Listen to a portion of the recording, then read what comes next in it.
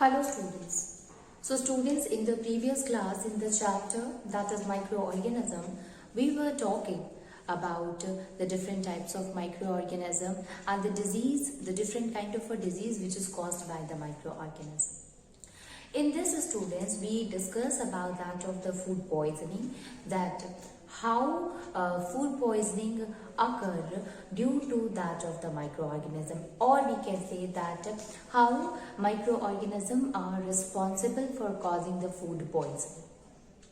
Now you see here one thing, and that is when the food poisoning occurs, so what happened? It occurs due to the bacteria and that of the fungi, and it occurs due to the open food, if food is not covered properly or if it is not preserved properly. So preservation of that of the food is very important. And how can we preserve the food, student? We can preserve the food by applying some of the common methods that is very helpful for preserving that of the food material. So food preservation is important, and the different common method that we had discussed in this chapter till now about that of the food preservation. So the first thing that we have seen here, student, is by using that of the method that is dehydration. Sorry, dehydration method. It is a method in which removal of the water occurs. Okay, so basically the fruits, you have seen dried fruits, or even you have seen the grains or cereals, they are dried under the sunlight. Okay, so this sunlight, what happened? It helped in removing the water which is present in that of the fruits or that of the cereals. So how it help in removing that of the microorganisms? So we have seen that it as it removes all the water from it, so it will become dry, and dry condition is not a favorable condition for the microorganism to grow. So we can say that microorganism cannot grow in the dry condition, and thus we can say that dehydration process is a very good process for preserving that of the food items.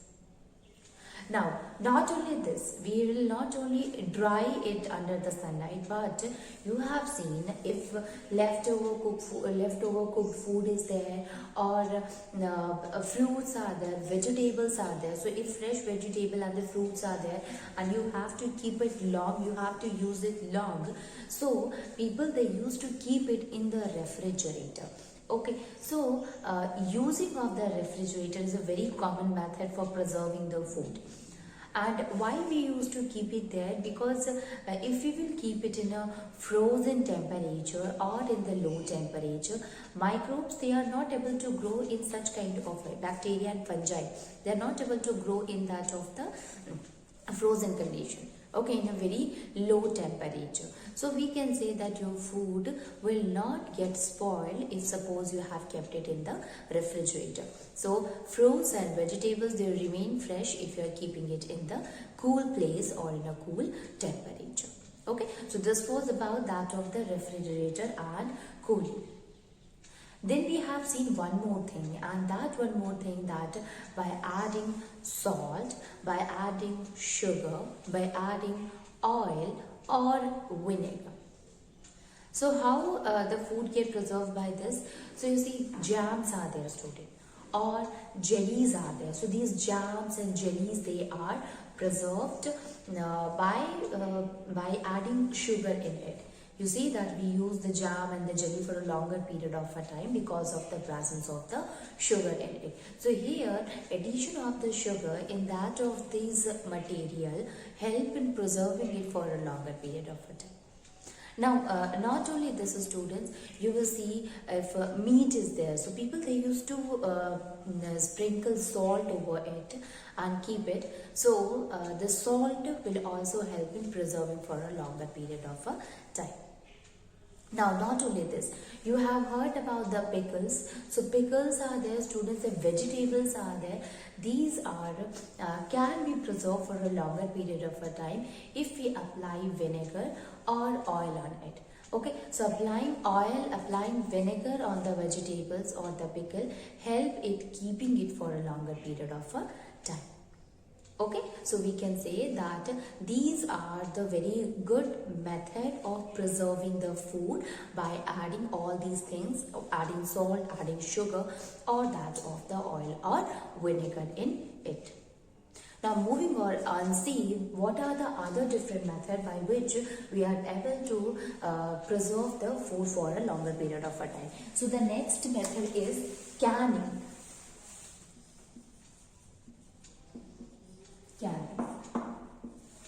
Basically, what happened if we are keeping the food in a airtight container, okay, which is canned properly.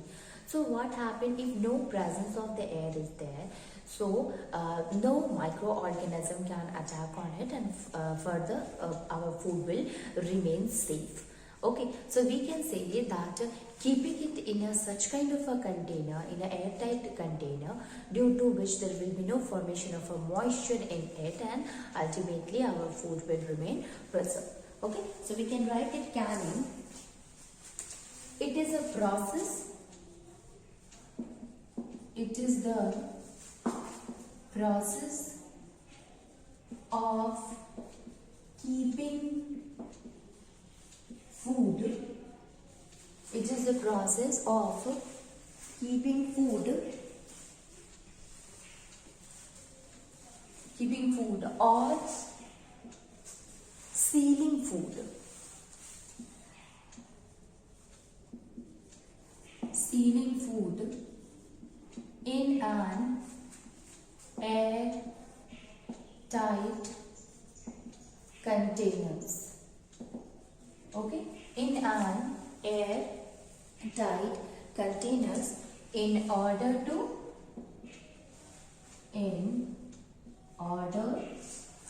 prevent the attack of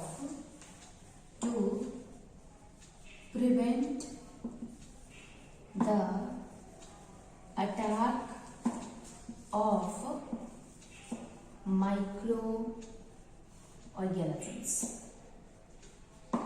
Okay, so to prevent the attack of the microorganism, we use the method, and that is known as the canning method. Okay, now you see, students, the next one is in the same thing, that is, it is very effective way. It is a very effective way of storing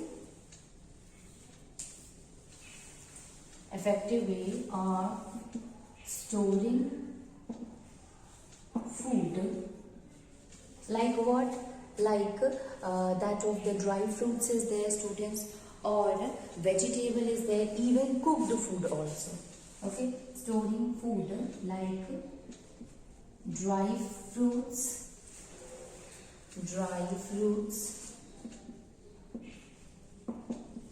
cooked food, storing food like dry fruits is there, cooked food, then fish is there, then vegetables are there, etc. Okay, so canning is what, student? It is a process, it is a method in which we used to keep the food. Actually, we used to seal it. So sealing means what? Means we will keep it in such a way that no air can enter into it. Okay, so we used to keep it tightly. That is means sealing. Okay, so we used to seal the food where in the airtight container. It means the container which do not allow air to enter into it. Okay, in order to prevent the attack of the microorganism, so that the microorganism will not going to attack to the food, and ultimately it will remain preserved. Now moving on, and let's see the other method by which we can preserve the food. So for preserving the food, we can use preservatives. Yes. So preservatives are what? These are there are some of the preservatives or some of the chemicals that we can use and add in the food so that it will remain preserved for a longer period of time. Okay, so we can write it, that is, so the next one is adding preservatives.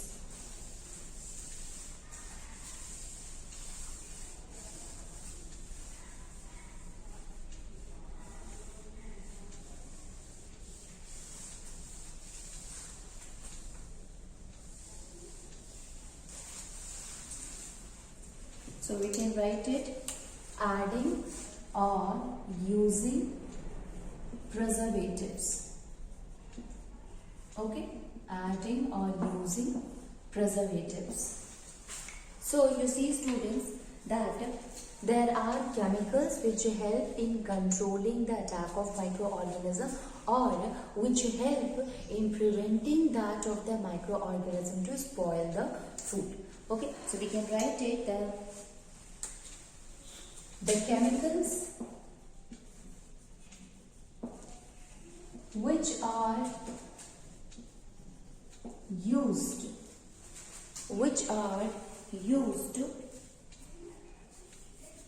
to control the microbial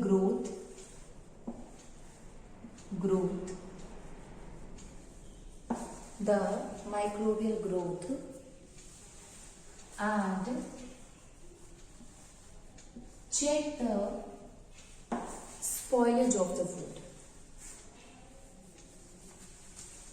Check the spoilage of the food are used as preservatives.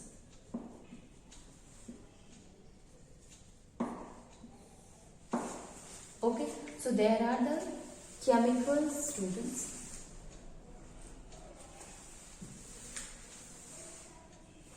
So there are the chemicals which are basically used to control the growth of the microbes as well as to check, means to prevent the spoilage of the food. And such kind of a chemicals, we use a term for it, and that is known as the preservative. So they are used in the form of preservative. So what are the different kind of a preservative, students? So some of the preservatives that is used, some of the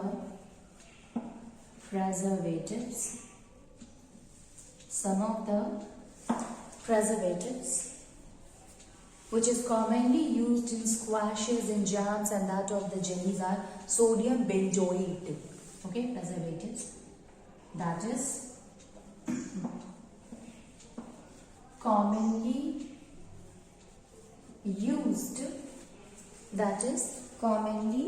used in squashes and jams is sodium benzoate. Okay, that is known as the sodium benzoate, as well as another kind of a chemical is there that is known as the potassium metasulfite. Okay, so we can write it, and potassium metasulfite.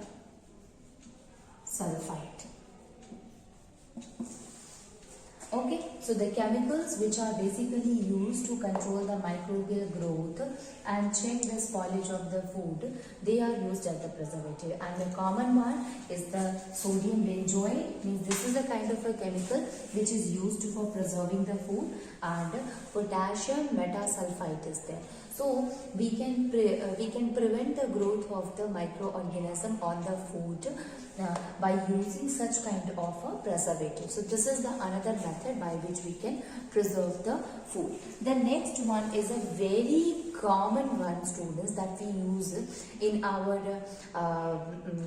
while making the food or in our homes. So that process is the boiling. So by boiling the food, we are able to control the growth. We are able to kill the microorganism. So next one is, that is by boiling. Okay.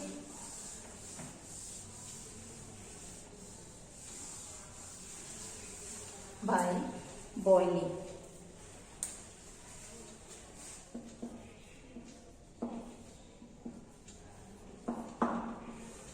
Okay, so you see, student, if suppose we take water, or even when you take milk also, we used to boil it. Now not only this, you have seen that the vegetables are also boiled in water. Why we are doing this? So that if the microorganism which is present in them, it will be killed easily. Okay, so we can preserve the food by using this method, and that is known as boiling. So we can write it, boiling kills many microorganisms. Okay, boiling kills many microorganisms. Okay, so microorganisms can be killed by using the process, and that is boiling. Okay, and milk and water. You have seen that the people, they used to consume the milk and even water after it get boiled. So we should consume the milk and water after the boiling only. Okay. So milk and water are boiled before are used, before they are used or stored. Okay, before they are used or stored. Okay, so we can say, student, that boiling is a good method by which we are able to kill the microorganism. Okay, so this is another method, and that is boiling, by which we are able to control the spoiling or that of the food item. Last one but not the least one is a very important one, and that is the method which is known as a pasteurization. Okay, pasteurization, actually when we talk about the pasteurization, basically what happened? So you see, student, while talking about that how can we preserve our food, we said by boiling. Okay, and the second thing which we have seen, by cooling it, mean by keeping it in a very low temperature. So we have understood here one thing, that there are microorganisms which are not able to grow in an extreme condition. It means when you give the temperature, means while boiling, when there is a very high temperature, or while keeping it in such a place where the temperature is very low. So in both of the conditions, you will find that the microorganisms are not able to grow properly. So in a very extreme condition, they are not able to grow. Now pasteurization is also occurred in the similar way. So here we used to boil the food item first, and then very quickly we used to lower the temperature also. So by increasing the temperature and by lowering the temperature will help it to prevent it from becoming attacked by the microorganism or becoming spoiled. Okay, so the next one is the pasteurization. I will tell you that this term of pasteurization who has given, and why the name pasteurization is given, student. So it is because of the Louis Pasteur. Louis Pasteur has given this one, that how can we prevent it, what is pasteurization, and he has explained about this term also. So we can write it the pasteurization. Okay, pasteurization.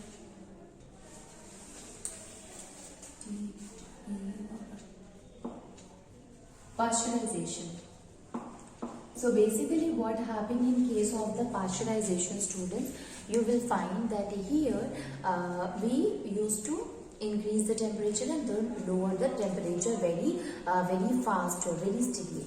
Okay, so we can write it that it involves the heating of the food. Means this method involves the heating of the food. Involves heating of the food. Okay, it involves the heating of the food. Then to a very high temperature. To a high temperature. Okay, so it is heated on a very high temperature, and then it is cooled down very rapidly. Okay, and then cooling it rapidly. Okay, cooling it rapidly. Okay, so we can say that here, first of all, we will heat it at a very high temperature, and then we will cool it at a very fast. Okay, this is the pasteurization. Now, the name pasteurization has been given on the basis of the name of the inventor who has invented this process of the pasteurization. So I told you that it is the Louis Pasteur who has given this the method how to preserve the food. So we can write it. It is named after. It is named after its inventor. Its inventor, and who was that? And that was Louis Pasteur.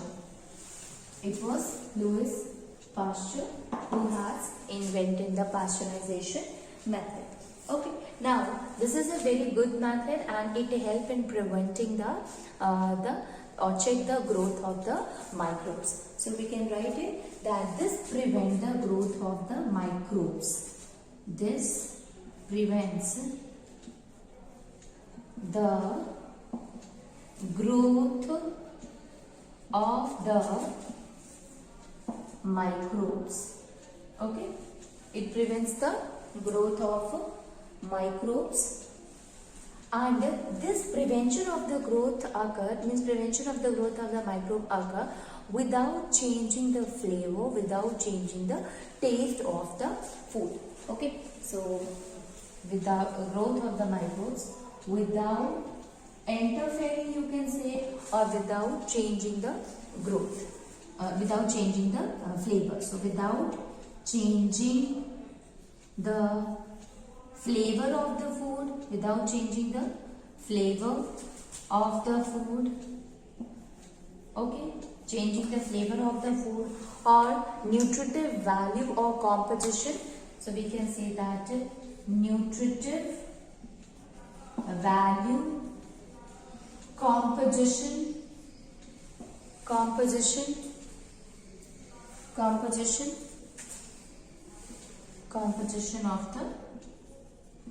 of the food. Okay, so you can see here, student, we are heating it and then rapidly we are cooling it. It will not going to change, it will not going to bring any kind of a change on its composition, on the flavor of the food, as well as it will not going to change anything regarding the value, the nutritive value, the kind of a nutrition a food have. So this is a very good method by which we are able to prevent the growth of the microbes, and this will also not going to change or affect the food also. So example is there, student, actually this was first done with that of the milk only. Okay, so milk was heated, and you see that we used to do the pasteurization at our home. So first milk is heated about 70 degrees Celsius for some time, and then it is allowed to cool up to 10 degrees Celsius rapidly. Okay, so this is a very good method for preserving the food. So we can write here the example is milk is pasteurized. For example, milk is pasteurized by heating it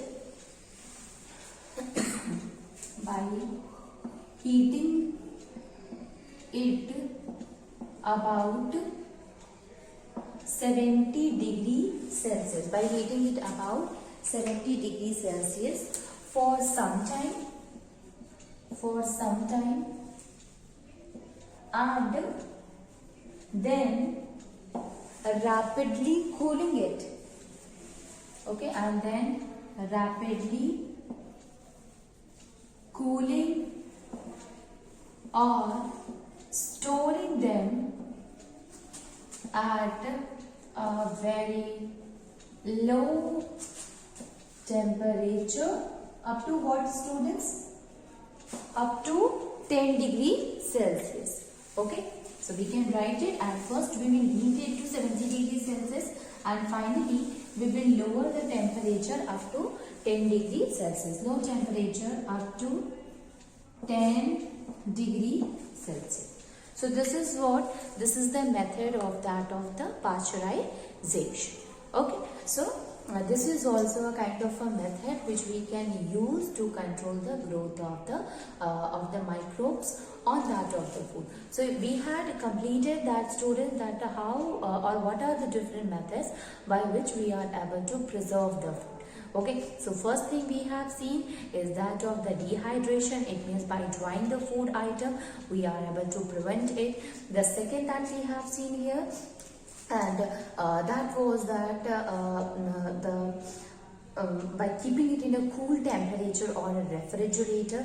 Then the third one is by adding salt or sugar and that of the oil or vinegar. Then we have started and try to understand the canning method, that by keeping it into airtight container will help it to prevent from the attack of the microorganism. And then we have also seen that by adding the preservatives like sodium benzoate is there, or potassium metasulfite is there. So these are also very good chemicals which help in preventing the microbes to spoil the food. Then we have seen that by boiling is also a very good method. So by boiling at a high temperature, microbes are not able to grow. So this is also a very good method to kill the microbes. And finally, the pasteurization method, which is invented by Louis Pasteur, in which at first we will heat that of the food item into a higher temperature, and finally cooling it rapidly will help in preventing or check the growth of the microbes on the food. Okay, so pasteurization is also a very good method for preventing the growth of microorganisms. So this much we have understood, students. Now let me tell you a very last thing that we had left also, that the disease which is caused, we have seen that the disease, there are some of the disease which is caused in the plants, in the human beings. And let me draw a chart that how the disease is caused in the animals also. Okay, so if we talk about the disease, and then we will call the causative agent, means which is causative agent is means who is responsible for causing that, and the affected animal is there, and mode of transmission. Affected animals and mode of transmission. So there are a lot more. I'll discuss only the 4 one for you people. So here, if we talk about the disease here, students, so the first one is the anthrax. So anthrax is a disease which is occurred by a kind of a bacteria. Okay, so bacteria is responsible for that. Means what is the affected animal here? So you see, the affected animal is the farm animal. And what is the mode of a transmission? So it is grazing. By grazing, this bacteria will enter into the body from one to another. Next one is that of the foot and mouth disease. So foot and mouth disease. Foot and mouth disease, it is caused by virus, and here the affected animals again is the farm animals, means it occurs in that of the farm animals, and finally it occurs due to the physical contact. Okay, so physical contact is responsible for causing or for transmitting that of this disease, foot and mouth disease. Then comes the bird flu. So bird flu is what? It is also a kind of a disease. The causative agent is here student, that is virus, and the affected is the various types of a bird. Okay, various birds are there, and this get transferred again due to physical contact. So these are the few in which the disease is caused in the animals also. Okay.